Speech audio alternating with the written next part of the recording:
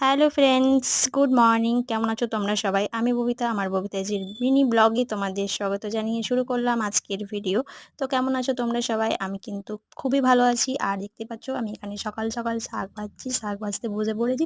তো কী শাক সেটাও তোমাদের বলে দিচ্ছি। এটা হলো কুলফে শাক। আমি কিন্তু কুলফে শাকটা খুবই পছন্দ করি। কালকে বাজার লেগেছিল এখানে, শনিবার প্রতি শনিবার এখানে বাজার লাগে, তো সেখান থেকে আমি কুলফে শাকটা নিয়ে এসেছিলাম আর সকাল সকাল ভাজতে বসে পড়েছি। আর রান্না আমি এখনও বসাইনি, কারণ কালকের ভাত বেঁচে আছে, সেটাই আমি খাবো। পান্তা ভাত আছে, যেহেতু পান্তা ভাত আমি পছন্দ করিনি, তবুও খেতে হবে। বেঁচে যাওয়া খাবার তো আমার ফেলতে খুবই মায়া লাগে, তো সেই জন্য ভাবলাম যে শাকটা ভেজে নিই আর আমি পান্তা ভাত খাবো।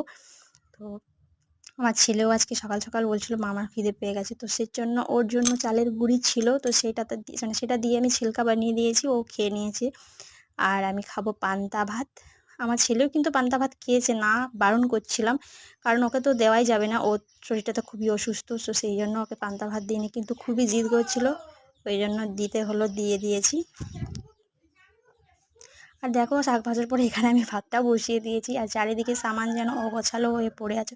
আজকে এতটাই লেটে উঠেছি যে কি বলবো তোমাদের, 7:30 বেজে গেছে, কারণ কালকে অনেক রাত করে শুয়েছিলাম। তো কোনো কাজই আমার এখনো অবধি শেষ হয়নি, বাইরের জলও তোলা বাকি আছে, পুরো ডাবা বালতি সব ফাঁকা পড়ে আছে। তো চলো আমি এখন জলটা তুলে নেব, তারপরে আবার দেখাবেন নেক্সট ভিডিওতে। টাটা, তোমরা সবাই ভালো থেকো, সুস্থ থেকো, টাটা।